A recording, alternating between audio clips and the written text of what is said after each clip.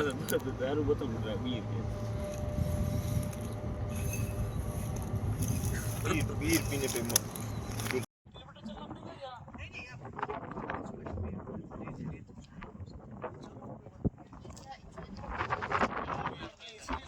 अभी 11 तारीख को वन विभाग के माध्यम से अपनी सूचना प्राप्त हुई कि छोड़िया जो गांव है उसके पास में जो अपना तालाब है देगरा ओरन में, तो लगभग 7-8 पशु की मृत्यु की सूचना मिली थी।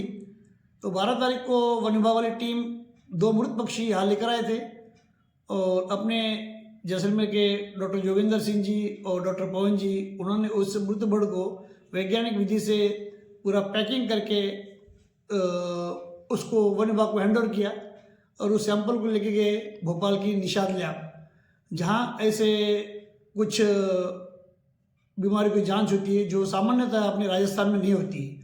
तो वहाँ से रिपोर्ट कल रात में प्राप्त हुई जिसमें बर्ड फ्लू पॉजिटिव बताया गया। जैसे ही सूचना प्राप्त हुई, जिला प्रशासन और कलेक्टर के माध्यम से सुबह ही बैठक हुई। बैठक में पशु चिकित्सा विभाग के अधिकारी, चिकित्सा विभाग के अधिकारी, वन विभाग के अधिकारी और प्रशासन के अधिकारी भी थे। तो कलेक्टर साहब के निर्देशानुसार और निदेशालय के निर्देशानुसार जो सामान्यतः कोई बीमारी सूचना प्राप्त होती है तो प्रोटोकॉल के अनुसार कुछ प्रिकॉशंस लेने पड़ते हैं।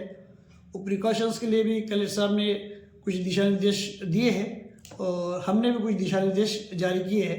हमारे विभाग के जितने भी अधिकारी हैं, कर्मचारी हैं, जो 7 पंचायत समिति में अलग अलग एक रैपिड रिस्पांस टीम उनको गठित किया गया। साथ में अन्य जो संस्था है जहाँ डॉक्टर कंपाउंडर बैठते हैं उनको भी इस विषय में सूचित कर दिया गया कि कहीं भी असामयिक या अननेचुरल जो बोलते हैं कि मृत्यु पक्षियों की पाई जाती है तो उसको सावधानी से हैंडल करें और अपना स्टाफ, चिकित्सा विभाग का स्टाफ हो, चाहे वन विभाग का हो, चाहे गांव का पशुपालक है, ऐसे पक्षियों को हाथ न लगाए। हाथ लगाने की बारी आए तो जो प्रोटोकॉल है ग्लोव्स पहन के उसको हैंडल करें और जहाँ तक संभावना है उसी जगह तालाब के दूर थोड़ा खड्डा करके वैज्ञानिक विधि से पक्षियों को बूरने की सलाह दी गई है। सर क्या कहेंगे, कितने पक्षियों के सैंपल भेजे गए थे और जो भेजे गए थे वो पूरे पॉजिटिव आए हैं या आगे क्या अब जो है विभाग की कार्रवाई है?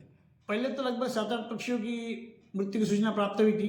13 तारीख को वन विभाग के अधिकारियों की जो सूचना प्राप्त हुई उसमें 2 पक्षियों की मृत्यु, लगभग 7, 8 और 2, 10 और आज 3 मृत पक्षियों की मतलब शिनाख्त हमने खुद ने की। मैं खुद वहाँ मौके पर था, लखमणा नाड़ी, जहाँ वहाँ के देगरा ओरन में जो सुमेर सिंह जी है पर्यावरण प्रेमी, वो खुद थे।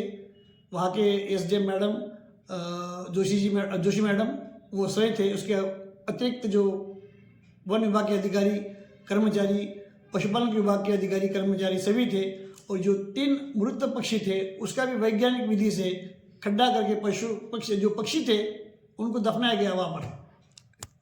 अभी तो ये माइग्रेटरी बर्ड्स में बीमारी है अपने जैसलमेर में और अन्य कोई कबूतर या अन्य जो पक्षी उनमें नहीं पाया गया है, इसलिए आम जनता को या आम पशुपालकों को ज़्यादा भयभीत होने की आवश्यकता नहीं है।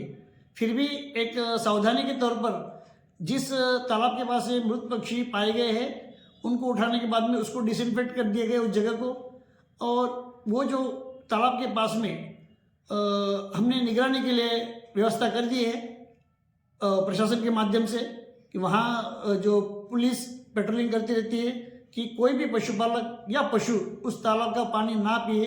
इसके लिए हमने सावचेती के लिए सभी ग्रामीणों को भी कहा है। वहाँ के सरपंच महोदय से हमने संपर्क किया है। बर्ड फ्लू बीमारी एक प्रकार से संक्रामक बीमारी है। ये पक्षियों के माध्यम से इंसान को भी होती है, इसलिए इस बीमारी का थोड़ा अलर्ट रखना पड़ता है।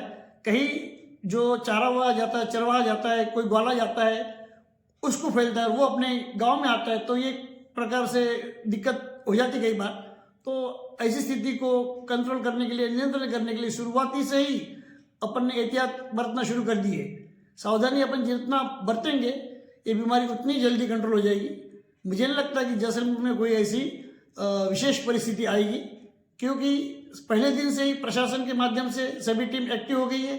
वन विभाग और प्रशासन के अधिकारी सभी एक दूसरे संपर्क में हैं और एक दूसरे को सूचना देने के कारण मृत पक्षियों का जो है डिस्पोजल टाइमली हो रहा है। कई बार मृत पक्षी बाहर रह जाते हैं तो वो संक्रमण का खतरा रहता है, लेकिन अब जो न्यूज़ पता चल गई है तो जो भी मृत पशु है अपने को लगती संभावना है तो उसका डिस्पोजल प्रॉपर गड्ढे करके हो रहा है, तो ये जो बीमारी आगे नहीं फैलेगी, इसमें तो एक प्रकार से निश्चिंत होने की आवश्यकता है। जैसलमेर जो विशाल भूभाग में फैला है, कहीं न कहीं चैलेंज भरा नहीं लगता? कैसे कर पाएंगे सर?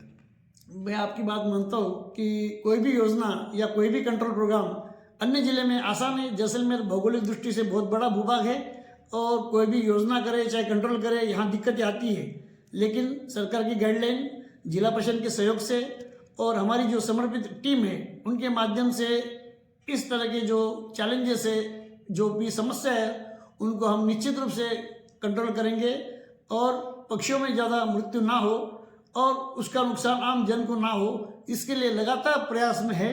और जो भी सूचना मिलती है उसकी रिपोर्ट हमारे जिला नियंत्रण कार्यालय में आती है कि कहीं भी किसी भी अज्ञात स्थिति में पक्षी मरा पाया जाता है तो उसका वैज्ञानिक विधि से डिस्पोजल किया जाता है। इसलिए जो है हम कंट्रोल कर पाएंगे, इसका हमें पूरा विश्वास है।